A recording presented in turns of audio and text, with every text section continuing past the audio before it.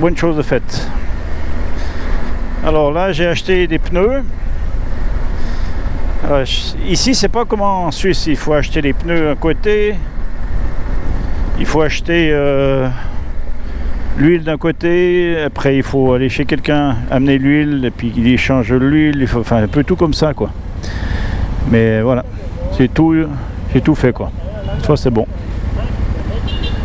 Donc à la sortie de Carthagène, c'est vraiment le plateau parfait, quoi. Il y a des cultures, c'est vert, c'est plat, jusqu'à Barranquilla. Et Barranquilla, après, on arrive sur Santa Marta, et Santa Marta, c'est par ici. Et les montagnes, ils commencent.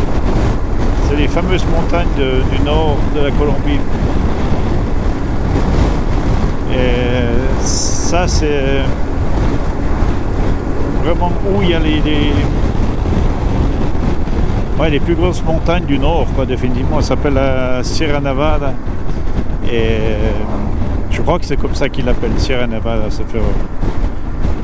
Et c'est vraiment des grosses montagnes, quoi. Alors là, je suis au milieu de Santa Marta. Et je vais aller direction Rio Chacha, c'est au nord d'ici, c'est jusqu'à la fin de la route finalement. Une ville, c'est super touristique et super agréable. Elle n'est pas très grosse, enfin le centre-ville n'est pas très gros.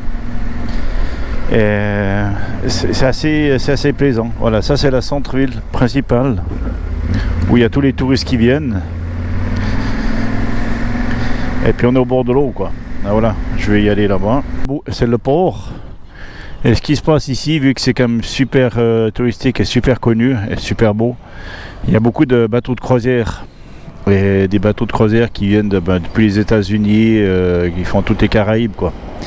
Et Santa Marta et Carthagène, c'est définitivement deux endroits où les gens, quand ils font des croisières, ils s'arrêtent, quoi.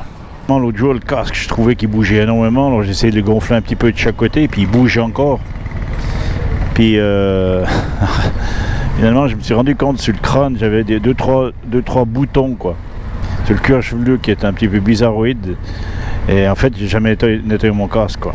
Et ben, ce week-end je l'ai nettoyé. Ah non, j'ai l'impression d'avoir un autre casque sur la tête, quoi. Il me sert partout.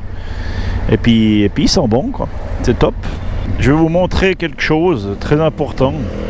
Et je vous expliquerai pourquoi c'est important. Ce mec là, c'est un Indien. Et ils sont tous habillés comme ça en blanc. La même coupe du cheveu. Les mêmes habits. Les boîtes. Et les petits sacs. Et là il y en a un. Et là il y en a un autre. Et tous ces gens là, ils habitent dans la Sierra Nevada. Ouais. Et ils descendent de la montagne justement pour soit vendre leurs trucs ou soit s'apprivoiser. Voilà.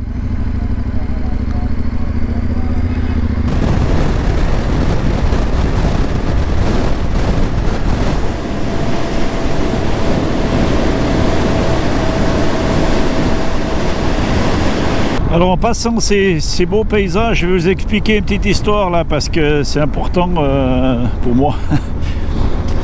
Et vous connaissez tous le Machu Picchu. Et bien ici, dans ces montagnes-là, dans la Sierra Nevada, il y a un endroit comme le Machu Picchu, pas autant important, mais tout autant mythique pour la Colombie. Et ça s'appelle la Ciudad Perdida. Et ça a été découvert en 1985. Et c'est absolument magique. Par contre, c'est pas aussi facile que le Machu Picchu pour arriver. C'est là haut. C'est dans ces montagnes.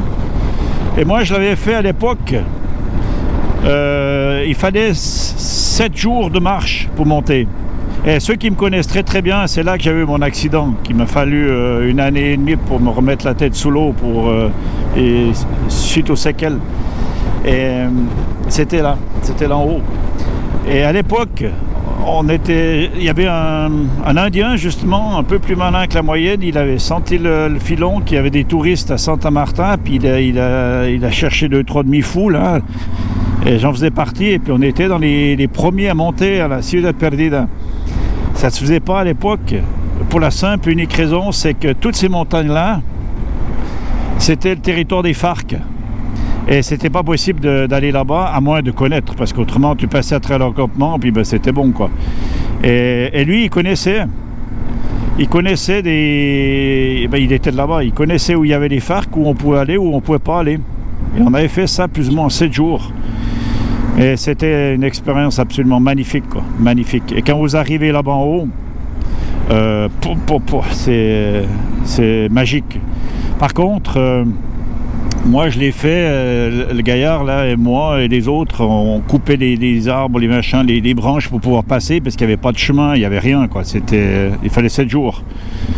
Et aujourd'hui, il est possible d'aller là-bas en 3 jours. Et je suis content parce qu'il y a Edwige qui a été. Et elle m'a dit qu'elle a adoré.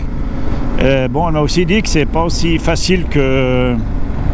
Et il faut du physique, quoi. C'est quelqu'un qui fait pas de marche d'habitude dans les Alpes où il fait pas de marche et des trucs comme ça.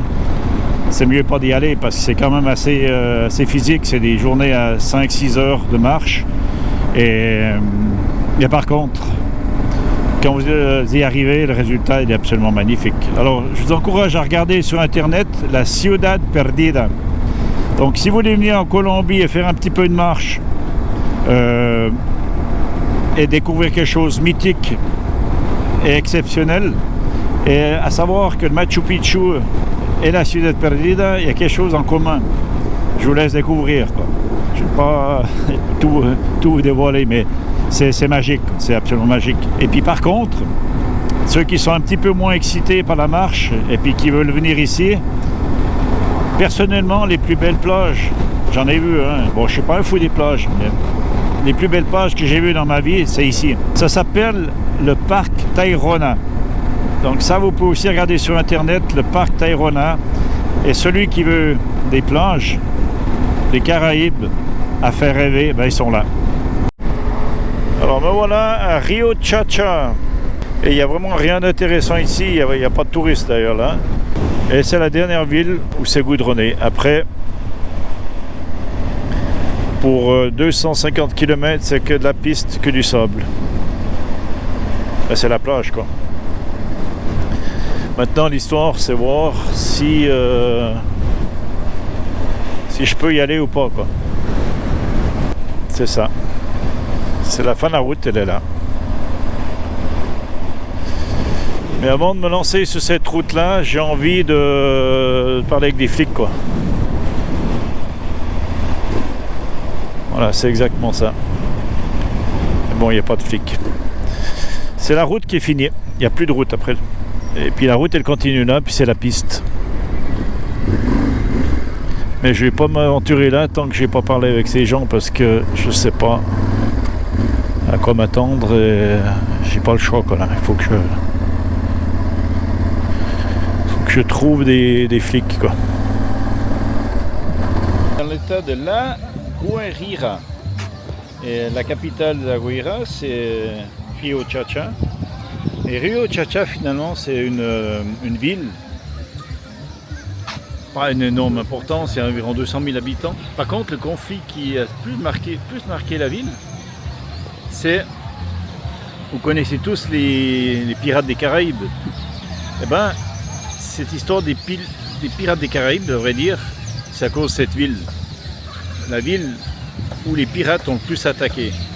Et spécialement une personne, un pirate que tout le monde connaît, hein, Francis Drake, qui est un Anglais, un fou, hein. Et lui, il a pillé cette ville, quoi. Et malgré tout ce qui s'est passé avec les étrangers, les Européens spécialement, qu'ils ont fait cette ville, la plus grande cicatrice qu'il y a, c'est ce que Drake il a fait sur cette ville. Et c'est un peu le coup d'assommoir et ça n'a vraiment jamais explosé non plus, quoi. Et c'est pour ça qu'on appelle toujours les pirates des Caraïbes, c'est justement beaucoup à cause de cette ville. Parce qu'ils attaquaient pas seulement la ville, mais ils attaquaient ce qu'il y avait dans la ville, c'est-à-dire les perles. Donc voilà.